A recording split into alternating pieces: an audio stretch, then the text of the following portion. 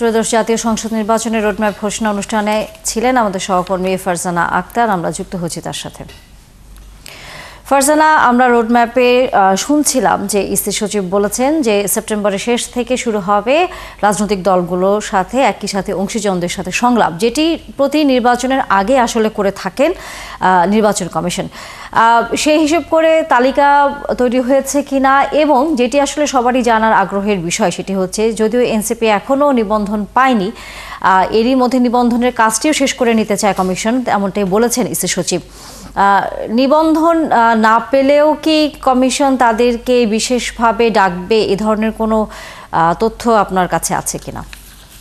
তানিয়া, কিছুক্ষণ আগেই কিন্তু নির্বাচন কমিশন সচিব রোডম্যাপ ঘোষণা করলেন, এবং আপনি যেমনটি প্রশ্ন করছিলেন যে নিবন্ধন না পেলে ডাকবে কিনা, এমন কোনো মন্তব্য কিন্তু তিনি করেননি। তিনি যেমনটি বলেছেন, অংশীজন অর্থাৎ নিবন্ধিত রাজনৈতিক দল, গণমাধ্যম, সুশীল সমাজের সাথে তারা সেপ্টেম্বরের শেষের দিকে বৈঠকে বসবে সংলাপে, এবং সেই সংলাপ 1.5 মাস পর্যন্ত চলবে। সেখানে নিবন্ধিত দলের বাইরে কারো সাথে সংলাপ করবে কিনা এমন কোনো মন্তব্য তিনি আসলে করেননি। এবং আমি সকাল থেকে যেমনটি জানাচ্ছিলাম যে এবারের রোড ম্যাপে বেশ কিছু বিষয়, সেটি হচ্ছে ভোটার তালিকা হালনাগাদ। আমরা কিন্তু দেখেছি যে এই বছরের শুরু থেকে ভোটার তালিকা হালনাগাদ কার্যক্রম তারা শুরু করেছিলেন, এবং রাজনৈতিক দলের নিবন্ধন যেটি গুরুত্বপূর্ণ বিষয়, সেটি যে 22টি দল প্রাথমিকভাবে উত্তীর্ণ হয়েছিল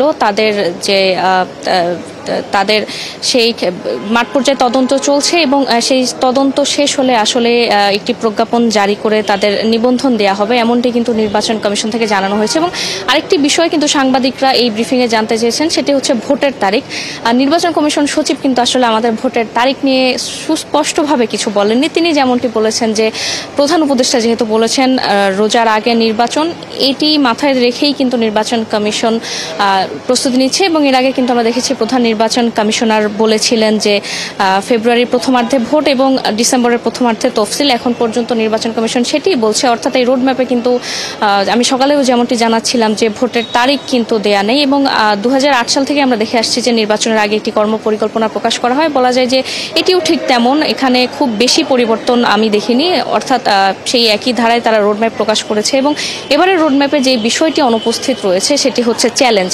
এবং এই বিষয়ে আমরা যখন নির্বাচন কমিশনকে প্রশ্ন করেছিলাম যে তারা কোনো চ্যালেঞ্জ দেখছেন কিনা, তারা বলেছেন যে আসলে এখন পর্যন্ত তারা কোনো চ্যালেঞ্জ দেখছে না, তবে নির্বাচনের আগে চ্যালেঞ্জ আসলে সেগুলো তারা মোকাবিলা করবেন। পাশাপাশি আইনশৃঙ্খলা পরিস্থিতি নিয়ে যখন সাংবাদিকরা প্রশ্ন করছিলেন, তখন ইসি সচিব বলেছেন যে আইনশৃঙ্খলা পরিস্থিতি বা সিসি ক্যামেরার যে বিষয়টি রয়েছে ভোটে, সেটি আসলে স্বরাষ্ট্র মন্ত্রণালয়ের বিষয়। তো এই ছিল আমার কাছে এখান থেকে সব শেষ। ধন্যবাদ ফারজানা আক্তার। নিশ্চয়ই ফিরবো পরবর্তীতে নতুন কোনো তথ্য আপনার হাতে এসে পৌঁছলে। দর্শক, সহকর্মী ফারজানা আক্তার ছিলেন আমাদের সাথে এতক্ষণ।